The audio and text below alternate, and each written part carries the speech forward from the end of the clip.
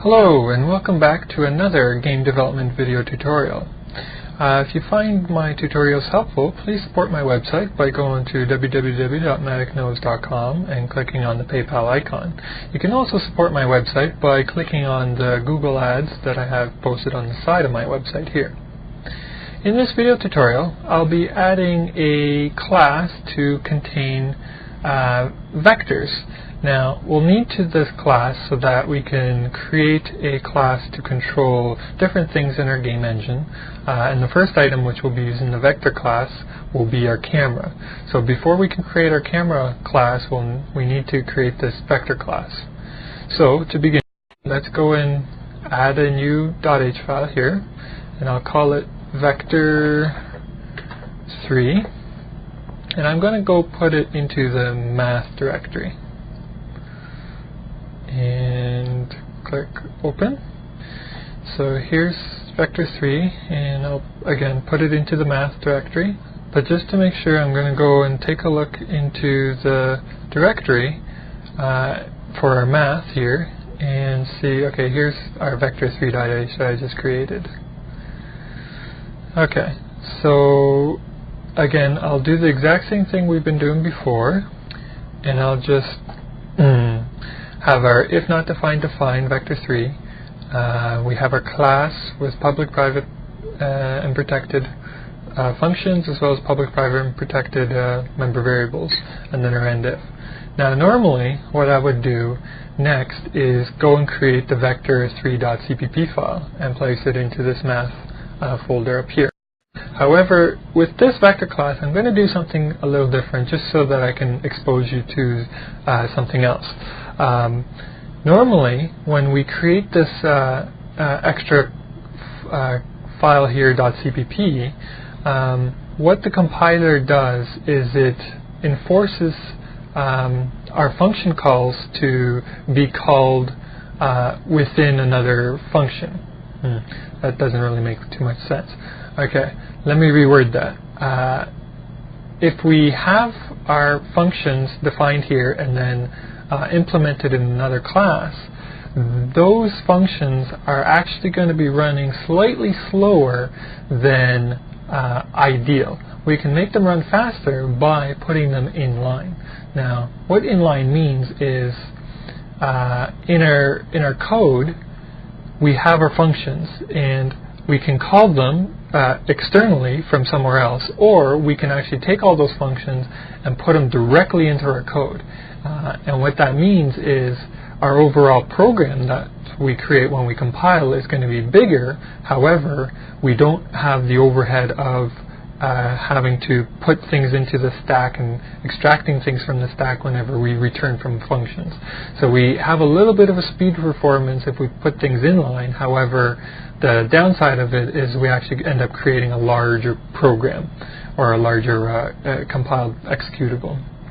So because Vector3 is going to be used extensively throughout the game engine, we want to make sure that it runs as quickly as possible, and that's why I've chosen to do inline function calls within it. Now, let's take a look to see how we define something that's inline. The declaration is very similar to what we're used to. However, there's this new keyword called inline located in front. So for our constructor, normally we would just have vector3 bracket bracket and then our brace here with nothing in front.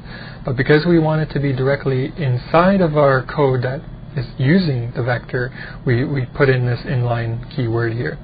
And the default constructor, what it does is it just sets the three member variables here, x, y, and z, equal to 0. The other thing you'll notice is that I'm putting all the code directly into the .h file. I'm not going to have a .cpp file, so there's no need to create the second CPP file. Everything is going to be programmed directly in the .h file.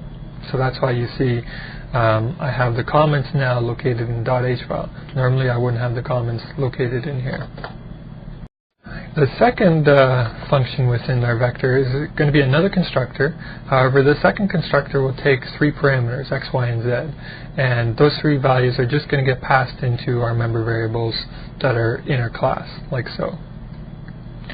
Next we have destructor, and our destructor doesn't do anything, so I just have the standard virtual destructor here, and it's not inline, and I just have the two braces here, and that's it. There is no semicolon or anything like that afterwards.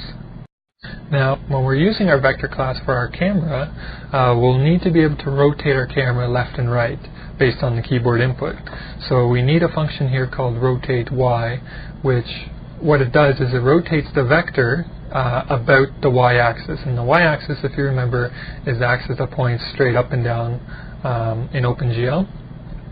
So we pass into it a value in radians, and what this does is it's going to take a vector, which is defined for us, and it's going to rotate it about that many radians in the 3D space about the y-axis, and then it returns the resulting vector as an output here.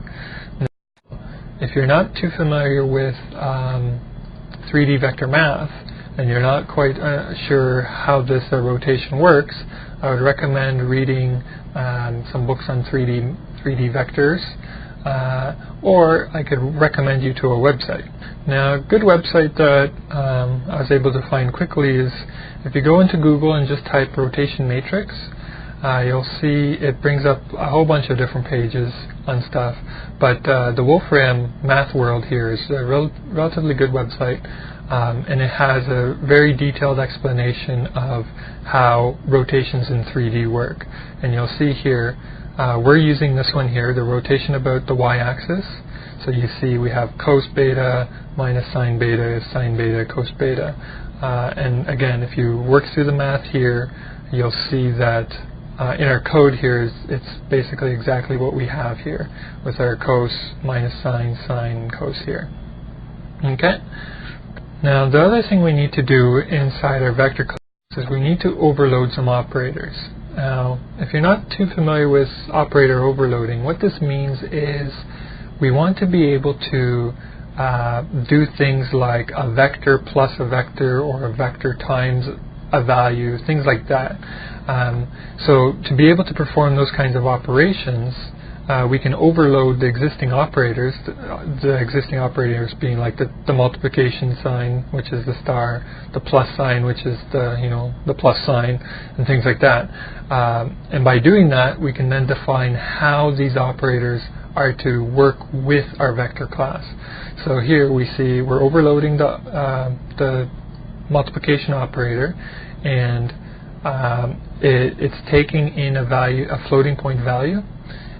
So what this means is we're going to be taking our vector and we're going to be multiplying it by a floating point value. So when we call this kind of operation, it's going to go into this function, and you see what we do is we take the x component of our vector, multiply it by the value, we take the y component of the vector, multiply it by the value, and we take the z component of the vector and multiply it by the value. And then the result, we create a new vector, and we return that new vector as the result of that operation. Now, you have to be very careful though.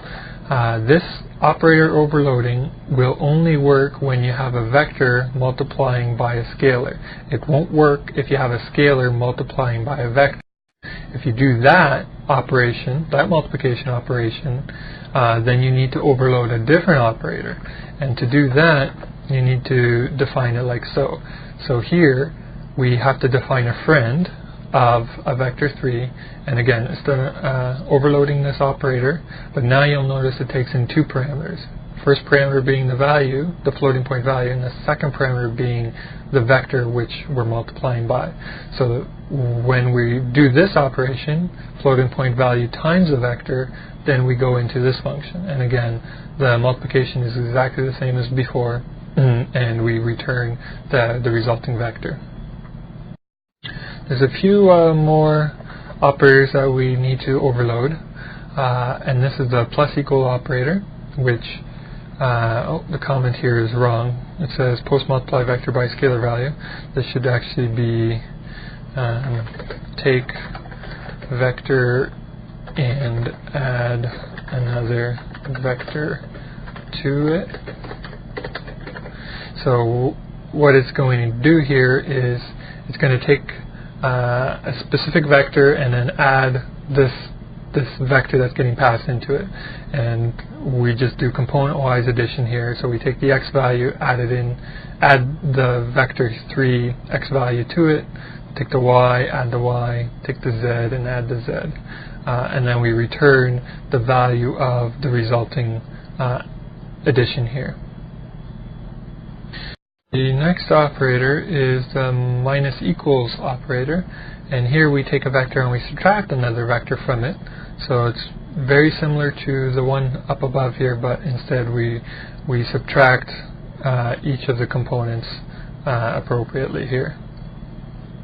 And the last thing we'll need to do is we need a function here that allows us to get a vector which is perpendicular to another vector. So I created a function here called setPerpendicular xz, make this vector perpendicular to vector v. So in other words, we pass in a vector and we change our current vector to be perpendicular to this vector. Now, the way that this is done, it's a little bit of a trick because in 2D, it's very easy to find a perpendicular vector, and the way you do it is you switch the xy components and make one of them negative. So what I've done here is I know that for the camera class, I'll only need to create a perpendicular vector in the xz plane. So what I've done is I've used the 2D trick in 3D. So you see here, the y values are the same, I don't touch them, and the x values here I swap with the z I swap with the x, and to make one of them negative. I just chose to use the z value to be negative here, but I could have just as easily made this one.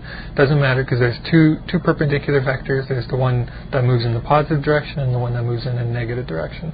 I just chose to do it in this convention. Okay, and that's the entire vector class. So come back for the next tutorial, and we'll be using the vector class with the camera class, which we'll be creating next.